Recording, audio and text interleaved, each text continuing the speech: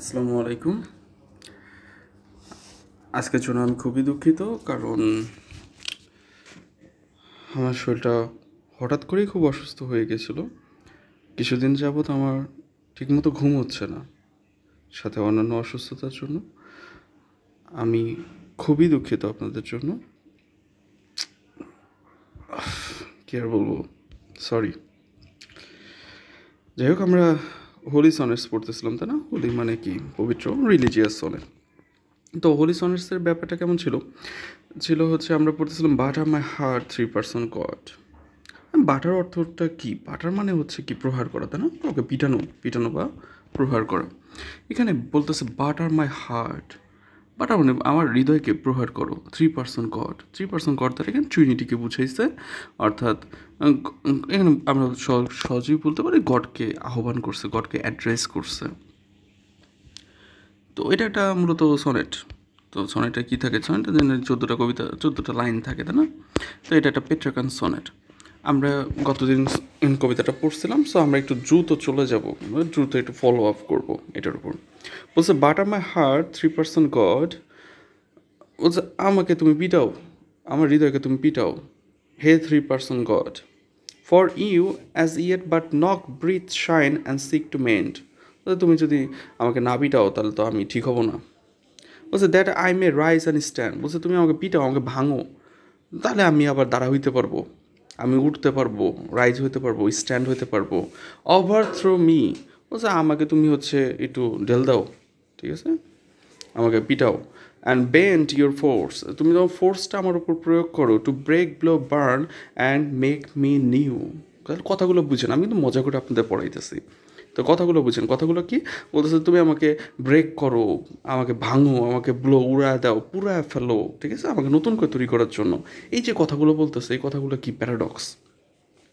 বলছে I like an উসার্ভড town. বলছে যে আমি একটা দখলকৃত শহর। তাহলে সে নিজেকে তুলনা করতেছে, আমাদের যে স্পিকার আছে সে নিজেকে শহরের সাথে তুলনা করতেছে। To another due. কিন্তু বলতেছে যে আমাকে কে দখল করে ফেলছে? আমাকে শয়তান দখল করে ফেলছে। বলছে ল্যাবর টু অ্যাডমিট ইউ।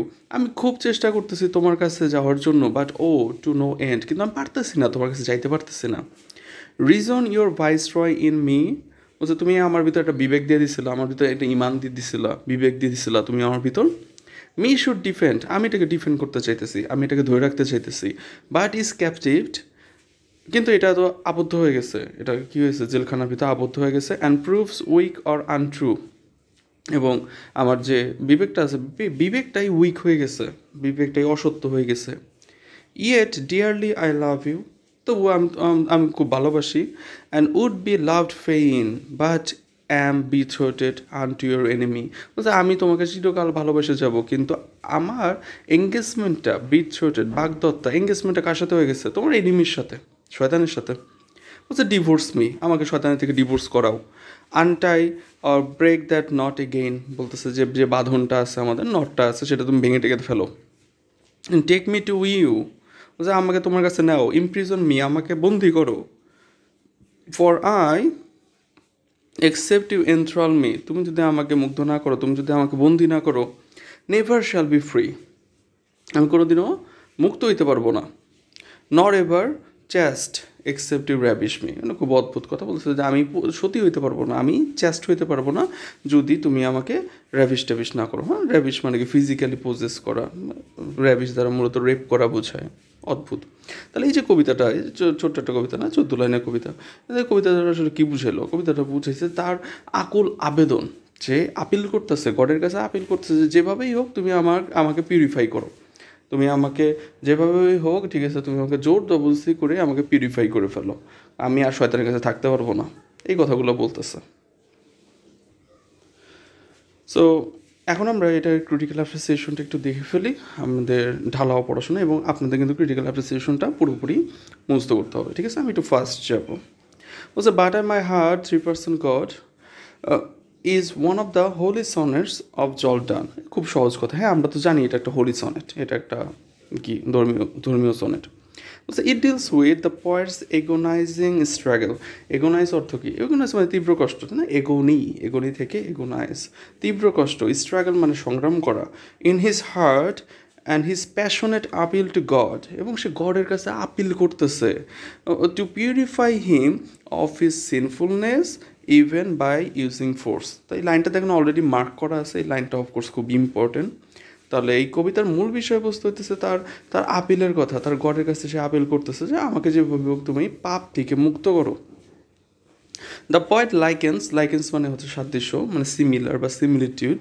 তো likens himself to a town which is illegally occupied by Satan or the evil forces. বলতেছে যে সে নিজেকে তুলনা করছে, সাদৃশ্য করছে একটা টাউনের সাথে, একটা যেটা শয়তান এসে থাকে ইললিগালি কী করছে, অকুপাইড বা দখল করে ফেলছে। He himself is willing to pay homage মানে সম্মান প্রদর্শন করা। So pay homage to god, আচ্ছা সে কিন্তু আসলে কাকে সম্মান দিতে চায়, যে কাকে শ্রদ্ধা করতে চায়, সে গডকে শ্রদ্ধা করতে চায়।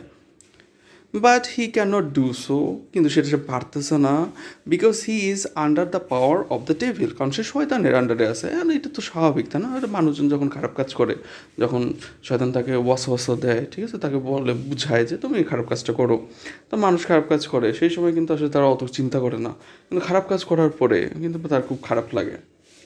কিন্তু একটা মানুষ দেখা যায় বারবার একই খারাপ কাজ করতে করতে করতে করতে তার কী হয়েছে, তার বিবেকটা দুর্বল হয়ে যায়, নরম হয়ে যায়, তার বিবেকটা আর কাজ করে না, তখন সে অনবরত খারাপ কাজ করতেই থাকে। তো আমাদের যে স্পিকার, তার অবস্থা সেরকম, সে খারাপ কাজ করতে করতে তার অবস্থা খুব খারাপ হয়ে গেছে, কিন্তু তার ভিতরে এই অনুভূতিটা আসছে যে তার এখন আর খারাপ কাজ বন্ধ করে দিতে হবে, তার এখন ভালো হইতে হবে। এই জন্য সে গডকে আপিল করতেছে যেভাবেই হোক তুমি আমাকে শয়তানি থেকে বাঁচাও। তো he is unable to achieve his ends, বলছে তার উদ্দেশ্য, এন্ডস এখানে এন্ডস তারা উদ্দেশ্য বা গোল বা উদ্দেশ্য বুঝাইছে। ডিউ টু মানে জন্যে, due to the weakness of reason, বলছে সে কিসের জন্য তার উদ্দেশ্য পূরণ করতে পারতেছে না, কারণ তার বিবেক কী হয়েছে, উইক হয়ে গেছে।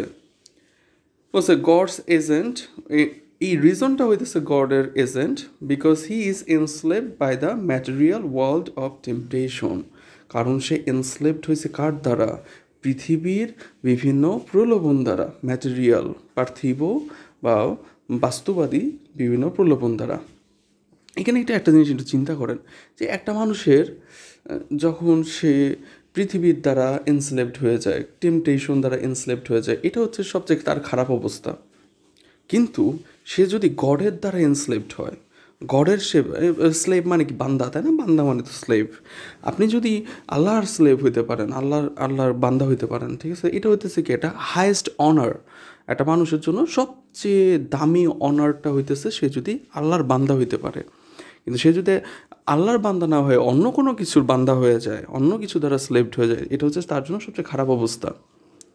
তাহলে আমাদের সবার কী হতে হবে, আমাদের সবার আল্লাহর বান্দা হইতে হবে। আল্লাহর বান্দা হলে আমরা কী করবো, আমাদের লাইফে আমাদের অনেক ভালো কিছু হবে। ইভেন আমাদের মৃত্যুর পরে আমরা যখন আবার জীবিত হব, তখন আমরা ইনশাল্লাহ জান্নাত পেয়ে যাব। তো এইটা হলো ব্যাপার। তাহলে কী বললো, বলছে so he আপিলস two god to use his force and release him from the horrible classes of evil forces. বলছে যে গডকে বলছে তুমি তোমার ফোর্স দাও, তুমি তোমার, ঠিক আছে, জোর করে আমাকে তুমি ক্লাস মানে কি থাবা, অত শিকল বুঝায় আর কি। তো বলছে যে এই শয়তানের শিকল থেকে, শয়তানের থাবা থেকে আমাকে তুমি বাঁচা নিয়ে আসো। The poet can only be free from sin and can only be chaste if he is ravished by the Almighty. নাউজুবিল্লাহ মার্কা কথাবার্তা। এখানে বলতেছে কি, এখানে বলতেছে যে যদি গড তাকে র্যাভিশ করে তাহলে সে ফ্রি হইতে পারবে। এই তত্ত্বটা আসছে হচ্ছে অ্যানশিয়েন্ট, মানে যে প্যাগানিজম থেকে বা রিলিজিয়ন থেকে। ওখানে তুলনা করা হতো যে গড হইতেছে কি লাভার, আর হইতেছে পৃথিবীবাসী, ঠিক আছে, হইতেছে বিলাভড। গড হইতেছে কি, গড হইতেছে ছেলে, আর পৃথিবীর সকল যত মানুষ আছে সব হচ্ছে মেয়ে। তো এইরকম চিন্তা করা হতো, এরকম থেকে আর কি এই থিঙ্কিংটা নেওয়া হয়েছে, এবং এই থিঙ্কিংটা সে এই কবিতাতে প্রকাশ করছে। সে গডকে হচ্ছে লাভার এবং নিজেকে সে বিলাভড হিসাবে প্রকাশ করছে। Also, in other words, the poet thinks that he will not be purified till God takes physical possession of him, just as lover possesses his beloved. অর্থাৎ সে ততক্ষণ পর্যন্ত পিউরিফাই হইতে পারবে না যতক্ষণ পর্যন্ত সে গডের দ্বারা আর কি ফিজিক্যালি পজেসড না হবে। এই যে আমরা প্যারাটা বললাম, ঠিক আছে, এই প্যারাটা হইতেছে আমাদের পুরো কবিতার সামারি। তাহলে এই প্যারাটা অফকোর্স আপনি মুখস্থ করে ফেলবেন, একদম ঠাডা মুখস্থ করবেন, পুরো সামারি। তারপরে দেখেন, the poet here has made use of sensuals relationship. Sensual মানে কি ফিজিক্যাল, তাই না, শারীরিক সম্পর্ক, sensual relationship for holy transformation. অর্থাৎ এখানে শারীরিক সম্পর্ক দিয়ে আসলে আত্মিক সম্পর্ক বোঝানো হয়েছে। And thus there is a novelty, novelty মানে নতুনত্ব। So novelty in the presentation of his theme. অর্থাৎ এই যে সে গডের ভালোবাসার থিমটা সে অদ্ভুতভাবে প্রকাশ করলো। গডের সাথে ভালোবাসাকে সে ফিজিক্যাল লাভ দিয়ে প্রকাশ করতেছে, নিঃসন্দেহে অদ্ভুত। He clarifies his position through the metaphor of lover-beloved relationship. এবং সে ক্লারিফাই করছে, সে স্পষ্টকরণ করছে, সে স্পষ্টভাবে প্রকাশ করছে যে সেইখানে কী ধরনের সম্পর্ক তুলে ধরছে, লাভার বিলাভ সম্পর্ক। The poet is the beloved while god is the লাভার। এইটা আমি একটু আগে যেটা বললাম যে পয়েট হইতেছে এখানে কি বিলাভড এবং গড হইতেছে আমাদের lover. Traditionally God is the man while human beings are all females. Traditionally এটা মেনটেন করা হয় আর কি। The poet's soul loves God and desires to be united with him. এবং পয়েট কী চায়, গডের সাথে ইউনাইটেড হইতে চায়। Unfortunately she, the poet, has been forcibly betrothed. betrothed মানে এঙ্গেজমেন্ট হওয়া, তো betrothed to the devil, evil force। বলছে আসলে ভালোবাসে গডকে কিন্তু এঙ্গেজমেন্ট হয়ে গেছে কি শয়তানের সাথে। Only God can rescue him from the clutches of evil forces through divine consummation. Consume মানে কি, কনজিউম মানে ভোগ করা, না, কনজিউমার মানে কি ভোক্তা, কনজিউমেশন মানে খেয়ে ফেলা। বলতেছে যে গড যদি তাকে খেয়ে ফেলে তাহলে সে কী হয়ে যাবে, সে হচ্ছে টেস্ট হয়ে যাবে, ভালো হয়ে যাবে। অদ্ভুত কথাবার্তা, যাই হোক। সো এই প্যারাটাতে মূলত মানে সম্পর্ক বুঝাইছে, ঠিক আছে, যে গডের সাথে যে আমাদের যে স্পিকার আছে তার সম্পর্ক বা পয়েটের সম্পর্ক কী। এখন যে প্যারাটা, এটা হচ্ছে সবচেয়ে ইম্পর্টেন্ট প্যারা, এগুলো আমরা একটু ঠাটা দেখে ফেলবো, মুস্ত করে ফেলবো। বলছে in a wonderful way Donne begs God to take possession of his heart through a series of brilliant paradoxes. এই যে আমরা দেখবো অনেকগুলো প্যারাডক্স দেখবো, আমরা মূলত 4টা প্যারাডক্স দেখবো। প্যারাডক্স কী জিনিস? প্যারাডক্স জিনিসটা হচ্ছে যে আপাত দৃষ্টিতে দেখতে সেটাকে অবাস্তব, অসম্ভব মনে হবে, কিন্তু এটা হলো সত্যি কথা। অর্থাৎ বাহ্যিক দৃষ্টিতে বা আপাত দৃষ্টিতে এটাকে অসম্ভব মনে হলেও এটা হলো সত্যি কথা, এটা হচ্ছে প্যারাডক্স। বলছে the first paradox may be traced in the opening lines where the poet wants his heart to be buttered in order to be purified. তাহলে প্রথম প্যারাডক্সটা আমরা কোথায় পাই? প্রথম লাইনেই পাই, যেখানে কবি বলতেছিল যে আমাকে তুমি পিটাও, আমাকে বাটার করো, আমাকে পিটাও, তুমি পিটালে কারণ আমি কী হয়ে যাবো, আমি পবিত্র হয়ে যাবো। The poet wants to be overthrown, বলছে আমাকে তুমি কী করো, আমাকে তুমি উল্টায় পিল্টায়, ঠিক আছে, আসার দাও, ওভারথ্রোন আসার দাও, in order to rise and stand. বলছে তুমি আসার টাসার দিলে, তুমি আমাকে ভেঙে ফেললে, আমি আবার কী হবো, আমি আবার রাইজ অ্যান্ড স্ট্যান্ড হবো। He wants God to break blow burn him in order to make him new. বলছে তো তুমি আমাকে ভাঙো, উড়া করো, আমাকে উড়ায় দাও, আমাকে পুরায় ফেলো, তাহলে আমি কী হবো, আমি নতুন হয়ে যাব। এই যে কথাগুলো বললো, এটা হলো প্রথম প্যারাডক্সের কথাবার্তা। হ্যাঁ, বলছে হি wants God to burn him in order to make him new. অর্থাৎ নতুনভাবে সে তৈরি হবে, অর্থাৎ গড যদি তাকে ভেঙে ফেলে তাহলে সে নতুনভাবে তৈরি হতে পারবে। তো he has use several words expressing violence and force. What he really means to say that is that he should be corrected মানে কি, তাকে নতুন করে নির্মিত করা, হ্যাঁ, নতুন করে তৈরি করা, into a part of righteousness because he can not be, ঠিক আছে, corrected or reformed by indulgences or lenient method. Lenient মানে কি কোমল, ঠিক আছে, নরম কোমল। বলছে আমাকে শুধু কথায় আমার কাজ হইতেছে না, তুমি আমাকে ভালো কথা বললে আমার কাজ হইতেছে না, তো আমাকে তুমি এখন পিটাও, আমাকে পিটালে আমি ঠিক হয়ে যাবো। এই যে দেখেন, মনে করেন যে আপনাদের কী হতো, আপনার ছোটোবেলায় যখন ছিলেন তো আপনার অনেক ভালো করে বলতো না তোমরা একটু পড়াশোনা করো বা তোমরা এই কাজটা করতো, কিন্তু তারপর আপনার করতেন না। তো আপনার যখন করতেন না তখন আপনার কী হতো, আপনার বাপ মা আপনার পিটাইতো, আর পিটানোর পর আপনি আবার করে ফেলতেন ওটা। তো এরকম আর কি আমাদের পয়েটেরও একই অবস্থা হয়েছে। আসলে ও তো খারাপ কাজ করতে করতে মনে খুব অভ্যস্ত হয়ে গেছে, ও আর চাইলেও খারাপ কাজ বাদ দিতে পারতেছে না। এই জন্য গডকে বলতেছে তুমি আমাকে পিটাও, তুমি আমাকে পিটালে কারে আমি সোজা হয়ে যাবো। তাহলে এটা হচ্ছে আমাদের প্রথম প্যারাডক্স। তারপরে the second paradox is that the poet loves God and is yet betrothed to God's enemy শয়তান। বলতেছে যে সে আসলে গডকে ভালোবাসে, কিন্তু তার বিয়ে ঠিক হয়ে গেছে কার সাথে? শয়তানের সাথে বিয়ে ঠিক হয়ে গেছে। This means that the poet wishes to give up his sinfulness, but his willpower, তার ইচ্ছা শক্তি, is not strong enough for the purpose. বলছে সে আসলে কী চায়? সে আসলে গডের কাছে যাইতে চায়, গডকে ভালোবাসতে চায়, কিন্তু তার ইচ্ছা শক্তিটা কি অনেক দুর্বল, এই জন্য সে শয়তানের কাছে পড়ে রয়েছে। এটা হলো সেকেন্ড। তারপর third, the third paradox is that the poet can not become free unless he is enslave by God. এই পয়েন্টটা আমার কাছে খুব ভালো লাগছে, যে আসলে একটা মানুষের হায়েস্ট পজিশন, হায়েস্ট অনারটা হইতেছে সে যদি আল্লাহর স্লেভে পরিণত হইতে পারে, ঠিক আছে? এটা একটা হায়েস্ট অনার। তো সেও এনস্লেভড হইতে চাচ্ছে কার দ্বারা? গডের দ্বারা। This means he can't be released from the clutches of the devil if he is made a prisoner by God. বলছে গড যদি তাকে প্রিজনার বানায় ফেলে, গড যদি তাকে এনস্লেভ বানায় ফেলে, কৃতদাস বানায় ফেলে, তাহলে সে শয়তান থেকে মুক্ত হয়ে যাবে। The final paradox is that in order to become chaste he should be ravished by God. এটা একটু আলতু ফালতু কথা হয়ে গেল, যে সে বলছে গডের দ্বারা র্যাভিশড হলে সে চেস্ট হয়ে যাবে। যাই হোক, being ravish means losing one's chastity. Ravish দ্বারা মূলত চ্যাস্টিটি হারানো, সতীত্ব হারানোকে বোঝায়। But the point means that only if God takes forcible possession of him. God যদি তাকে জোর করে, তাকে পজেস করে, তাকে যদি দখল করে ফেলে, then he may get rid of his sinfulness. অর্থাৎ গড যদি তাকে জোর জবরদস্তি করে নিয়ে আসে, তাহলে হচ্ছে সে পাপ থেকে মুক্ত হবে। তো এই প্যারাটা কিন্তু খুব ইম্পর্টেন্ট। এই যে চারটা প্যারাডক্সার আছে, এটা আপনি একটু খেয়ে ফেলবেন, হ্যাঁ, কনজিউম করে ফেলবেন। এরপরের প্যারাটা মজার, দেখেন। এটা হলো আমাদের স্ট্রাকচার নিয়ে প্যারা। আসলে এটার কবিতার স্ট্রাকচার কি? The sonnet is written after মানে কি? রিটেন ফলোয়িং, হ্যাঁ, আফটার দ্বারা এখানে ফলোয়িং বুঝাইছে। After the Italian or Petrarchan model with the rhyme scheme ABBA CDC DEE। অর্থাৎ এটা রাইম স্কিম আছে, একটু মনে রাখেন। দেয়ার ইজ অ্যান অ্যাম্পেল মানে কি? অনেক বা পর্যাপ্ত। অ্যাম্পেল use of similes and metaphors conveying the emotion of the poet. অর্থাৎ এখানে যে সিমিলি মেটাফোর দ্বারা তার ইমোশন প্রকাশ করছে। The poet compares himself to a town which has been invaded and usurped by a conqueror i.e. The devil.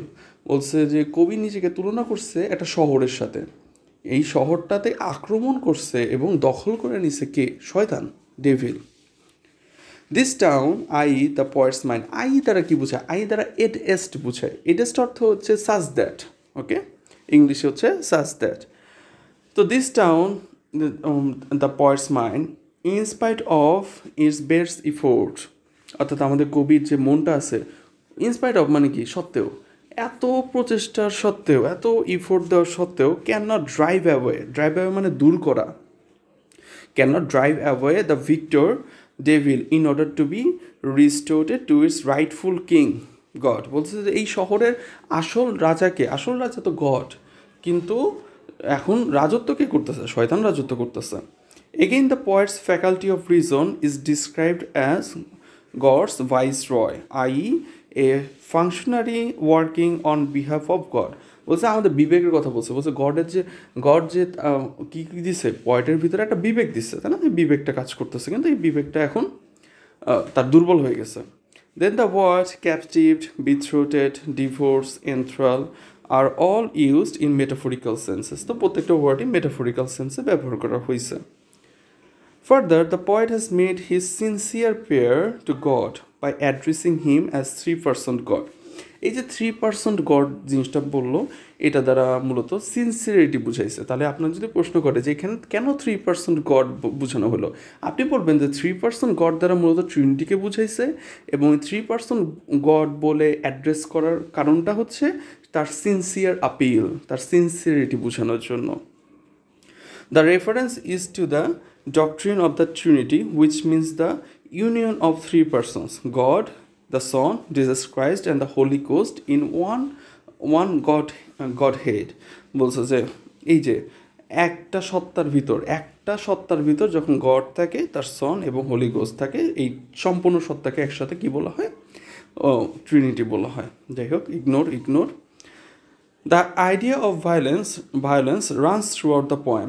পুরো কবিতা ধরে আমরা দেখতে পারি ভায়োলেন্স চলতেছে, ভায়োলেন্স, হ্যাঁ, কি যেন একটা ডায়লগ ছিল, যাই হোক না বলি। The hammering of the tinker, hammering মানে কি? হ্যামারিং মানে যে আমাদের যে কি বলে হাতুড়িতে পিটানো না, hammering of the tinker or the blacksmith. Tinker or the blacksmith মানে দুইটা অর্থই হলো কামার, টিঙ্কার মানেও কামার, ব্ল্যাক স্মিথ মানেও কামার। Is followed by the siege and capture of the besieged town. Besieged মানে ঘেরাও করা, বিসিস্ট অর্থ কোনো কিছুকে ঘেরাও করা বা ইনভেইড আক্রমণ করা। The marriage is followed by ravishment, আমরা ম্যারেজের পরে র্যাভিশমেন্টের জিনিসটা দেখতে পাই। That is a continuous comparison of secular love to divine love. হ্যাঁ, এটা হলো মূল কথা, যে আমরা দেখতে পারি যে এটা ছেলে মেয়ের মধ্যে যে ভালোবাসা সেটাকে বলে সেকুলার লাভ। তো এই যে লাভ আর বিলাভের মধ্যে ভালোবাসা, এই ভালোবাসা দ্বারা মূলত কার ভালোবাসা বুঝাইছে? এটা হোলি লাভকে বুঝাইছে বা ডিভাইন লাভকে, অর্থাৎ পার্থিব বা ফিজিক্যাল লাভ দ্বারা ডিভাইন লাভকে বোঝানো হয়েছে। দেখেন বলছে যে dance artistry is evident in his expression of physical love which is used to advantage in portraying holy love। অর্থাৎ ডান কী করছে? ডান ফিজিক্যাল লাভের মাধ্যমে হোলি লাভটাকে প্রকাশ করছে।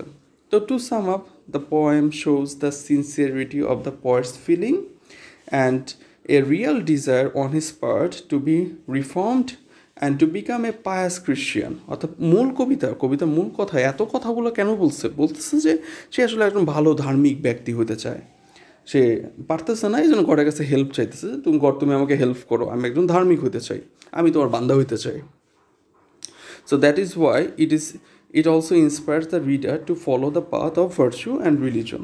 এইভাবে আর কি এই কবিতা আমাদেরকেও শিখাইতেছে ভার্চু, রিলিজন বিষয়গুলো। তো যেটা বলতে চাইতেছি আর কি, আপনারা এই ক্রিটিক্যাল অ্যাপ্রিসিয়েশনটা পুরোটা পড়ে ফেলবেন, পারলে একটু হোমওয়ার্ক করে ফেলবেন, লিখে ফেলবেন, কারণ ক্রিটিক্যাল অ্যাপ্রিসিয়েশন হুবহু এইভাবেই আসে। আপনাকে বলবে যে but I my heart 3% goat write a critical appreciation of this point, তাহলে আপনাকে তখন লিখে ফেলতে হবে, বুঝতে পারছেন?